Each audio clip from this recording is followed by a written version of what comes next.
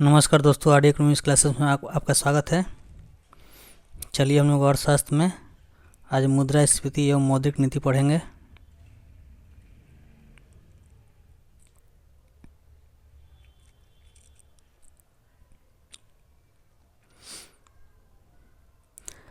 वह स्थिति जब निश्चित समयावधि में अधिकांश वस्तुओं एवं सेवाओं के मूल्यों में सामान्य स्तर से अधिक वृद्धि होने लगती है तो उसे मुद्रास्फीति कहते हैं। वह स्थिति जब निश्चित समयावधि में अधिकांश वस्तुओं एवं सेवाओं के मूल्यों में सामान्य स्तर से अधिक वृद्धि होने लगती है तो उसे मुद्रास्फीति कहते हैं। वस्तु की मांग बढ़ जाएगी, वस्तु की आपूर्ति घट जाएगी, वस्तु की कीमत भी बढ़ जाएगी, ये होता है मुद्रास्फीति। वस्तु की कीमत बढ़ेगी प्लस वस्तु की आपूर्ति घटेगी बराबर वस्तु की कीमत बढ़ जाएगी, ये होता है मुद्रास्फीति। भारत में मुद्रास्फीति दर की माप किस आधार पर की जाती है? उपभोक्ता मूल्य सूचकांक, थोक मूल्य सूचकांक तथा श्रमिकों के जीवन निर्वाह सूचकांक के आधार पर।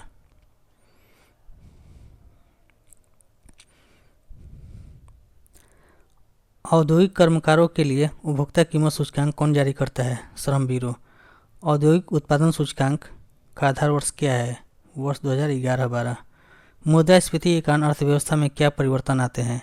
वस्तुओं के मूल्य में वृद्धि होती है तथा मुद्रा के मूल्य में कमी आती है। मुद्रास्फीति के कारण अर्थव्यवस्था में क्या परिवर्तन आते हैं? वस्तुओं के मूल्य में वृद्धि होती है तथा मुद्रा के मूल्य में कमी आती है। फिलिप्स वक्र क्या दर्शाता है? फिलिप्स वक्र क्या दर्शाता है? मुद्रास्फीति एवं बेरोजगारी दर के मध्य संबंध को। अप्रैल 2014 से पहले थोक मूल्य सूचकांक WPI भारतीय रिजर्व बैंक द्वारा भारतीय मौद्रिक नीतियों का निर्धारण मानक था। उर्जित पटेल समिति की सिफारिशों के पश्चात इसे बदलकर उपभोक्ता मूल्य सूचकांक CPI कर दिया गया है। वाणिज्य बैंक सरकार को किस माध्यम से उधार देता है? सामूहिक तरलता अनुपात। वाणिज्य बैंक सरकार को किस माध्यम से उधार देता है? सामूहिक तरलता अनुपात के माध्यम से। भारत में व्यापारिक बैंकों की देनदारियों में सबसे महत्वपूर्ण अंश किसका है? सावधि जमा। भारत में व्यापारिक बैंकों की देनदारियों में सबसे महत्वपूर्ण अंश किसका है? सावधि जमा।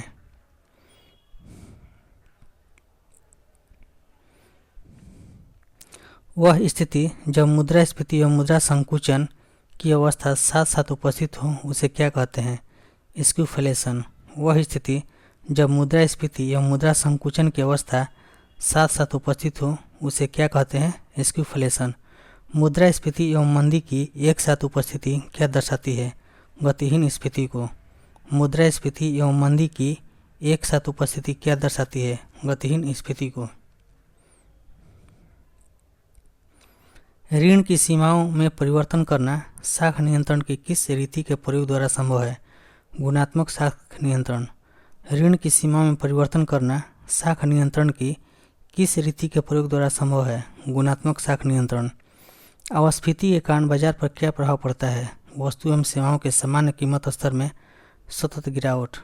अपस्फीति के कारण बाजार पर क्या प्रभाव पड़ता है? वस्तु एवं सेवाओं के सामान्य कीमत स्तर में सतत गिरावट।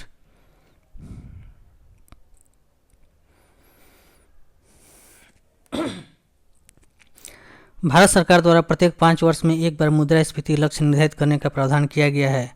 इस लक्ष्य के तहत 5 अगस्त 2016 से 31 मार्च 2021 तक की अवधि के लिए 4% उपभोक्ता मूल्य सूचकांक निर्धारित किया गया है, जिसमें +2% का अर्थात अधिकतम 6% और न्यूनतम 2% का उतार चढ़ाव हो सकता है। मुद्रास्फीति के इस लक्ष्य को भारतीय रिजर्व बैंक अधिनियम 1934 के अंतर्गत 1 अप्रैल 2021 से 31 मार्च 2026 तक की अवधि के लिए पिछले 5 वर्षों के समान स्तर पर रखा गया है। अस्थायी मुद्रास्फीति की गणना में शामिल नहीं किया जाता है खाद्य पदार्थ तथा ईंधन घटकों का। अस्थायी मुद्रास्फीति की गणना में शामिल नहीं किया जाता है खाद्य पदार्थ तथा ईंधन घटकों का। मौद्रिक नीतियों की समीक्षा कितने अंतराल पर की जाती है? प्रत्येक 2 माह के अंतराल पर। नकद आरक्षित अनुपात और खुला बाजार कार्यवाही साधन है मौद्रिक नीति के। नकद आरक्षित अनुपात और खुला बाजार कार्यवाही साधन है मौद्रिक नीति के। मौद्रिक नीति का निर्माण भारत में किसके द्वारा किया जाता है? भारतीय रिजर्व बैंक के द्वारा। रेपो दर का नियमन कौन करता है? भारतीय रिजर्व बैंक। भारतीय रिजर्व बैंक के पास विभिन्न व्यावसायिक बैंकों की कुल जमा एवं आरक्षित राशि का निर्धारित भाग क्या कहलाता है? भारतीय रिजर्व बैंक के पास विभिन्न व्यावसायिक बैंकों की कुल जमा एवं आरक्षित राशि का निर्धारित भाग क्या कहलाता है? नकद आरक्षित अनुपात, CRR। जब भारतीय रिजर्व बैंक नकद आरक्षित अनुपात में वृद्धि की घोषणा करता है तो इसका क्या तात्पर्य है? वाणिज्य बैंकों के पास उधार देने के लिए मुद्रा की कमी होगी। वह ऋण पत्र जिसके धन वापसी की समय सीमा निश्चित हो उसे कहा जाता है शोधनीय ऋण पत्र। वह ऋण पत्र जिसके धन वापसी की समय सीमा निश्चित हो उसे कहा जाता है शोधनीय ऋण पत्र। राज्य भविष्य निधि के अंतर्गत सरकार जो प्राप्त मुद्रा किस कोष में जमा किया जाता है? सार्वजनिक लेखा निधि में। राज्य भविष्य निधि के अंतर्गत सरकार जो प्राप्त मुद्रा किस कोष में जमा किया जाता है? सार्वजनिक लेखा निधि में। मुद्रास्फीति में भारत में मुद्रास्फीति मापन की सबसे लोकप्रिय माप क्या है? उपभोक्ता मूल्य सूचकांक। भारत में मुद्रास्फीति मापन की सबसे लोकप्रिय माप क्या है? उपभोक्ता मूल्य सूचकांक। यदि किसी अर्थव्यवस्था में वस्तु एवं सेवाओं की मांग की अपेक्षा आपूर्ति अधिक हो जाए तो इनकी कीमतों में गिरावट आती है, जिसे मुद्रा संकुचन कहा जाता है। यदि किसी अर्थव्यवस्था में वस्तुओं एवं सेवाओं की मांग की अपेक्षा आपूर्ति अधिक हो जाए तो इनकी कीमतों में गिरावट आती है, जिसे मुद्रा संकुचन कहा जाता है। ऑपरेशन ट्विस्ट किसके द्वारा प्रारंभ किया गया है? रिजर्व बैंक के द्वारा। अनुसूचित वाणिज्यिक बैंक किसानों एवं ग्राहकों को जिस दर पर ऋण देते हैं उसे क्या कहा जाता है? आधार दर, बेस रेट। उपभोक्ता मूल्य सूचकांक की गणना किस आधार पर की जाती है? वस्तुओं एवं सेवाओं दोनों की कीमतों के आधार पर। भारत में कर्मचारियों के महंगाई भत्ते के निर्धारण का आधार क्या है? उपभोक्ता कीमत सूचकांक, CPI।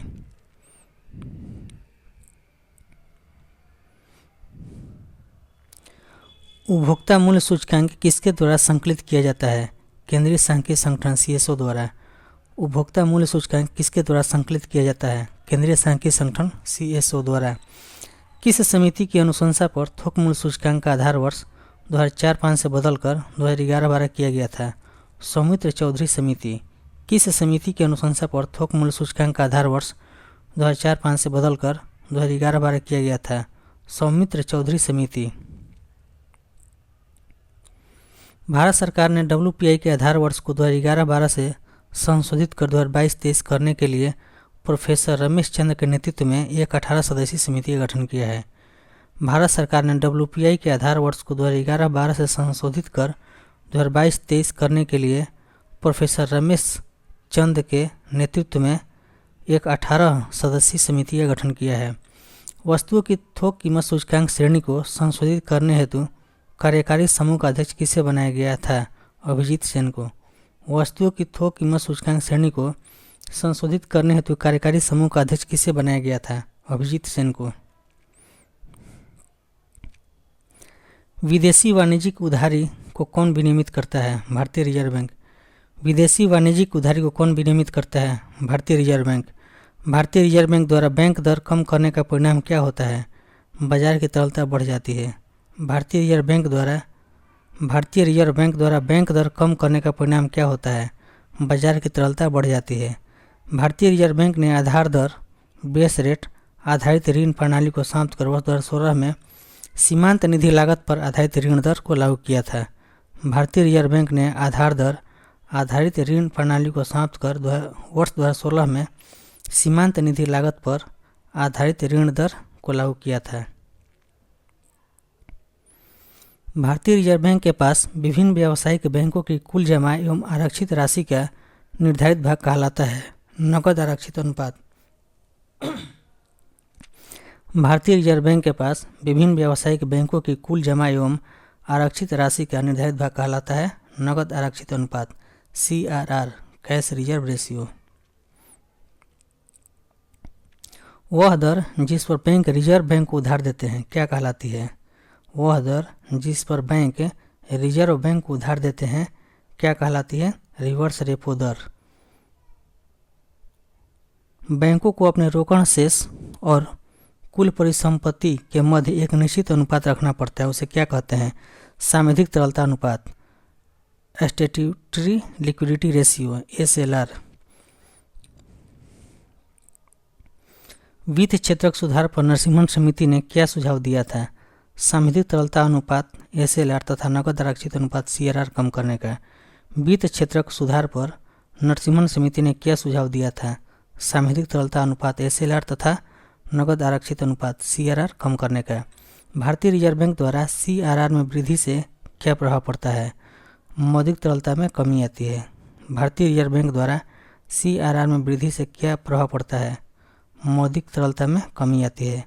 मौद्रिक नीति समिति का अध्यक्ष कौन होता है? रिजर्व बैंक का गवर्नर। मौद्रिक नीति समिति का अध्यक्ष कौन होता है? रिजर्व बैंक का गवर्नर। मौद्रिक नीति समिति के 6 सदस्यों में से 3 सदस्य RBI के प्रतिनिधि होते हैं तथा अन्य 3 सदस्यों की नियुक्ति केंद्र सरकार द्वारा की जाती है।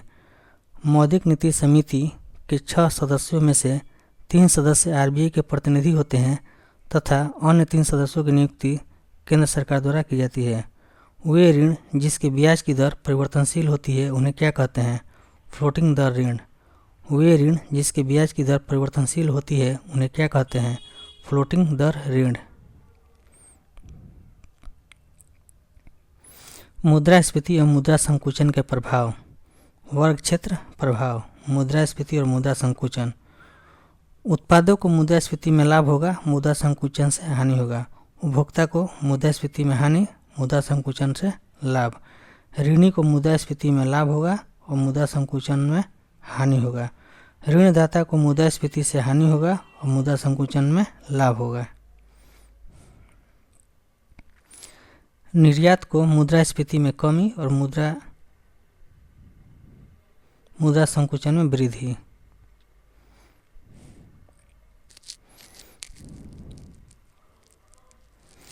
निर्यात ऋणदाता को मुद्रास्फीति में हानि और मुद्रा संकुचन से लाभ।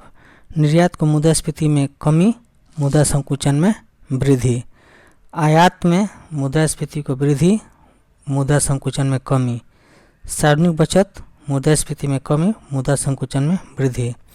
सार्वजनिक व्यय मुद्रास्फीति में वृद्धि और मुद्रा संकुचन में कमी। स्थिर आय समूह मुद्रास्फीति में हानि, मुद्रा संकुचन में लाभ। परिवर्तनशील आय समूह मुद्रास्फीति से लाभ और मुद्रा संकुचन से हानि। व्यापारी वर्ग को मुद्रास्फीति में लाभ होगा और मुद्रा संकुचन से हानि होगा। पेंशन भोगी वर्ग को मुद्रास्फीति में हानि होगी और मुद्रा संकुचन से लाभ होगा।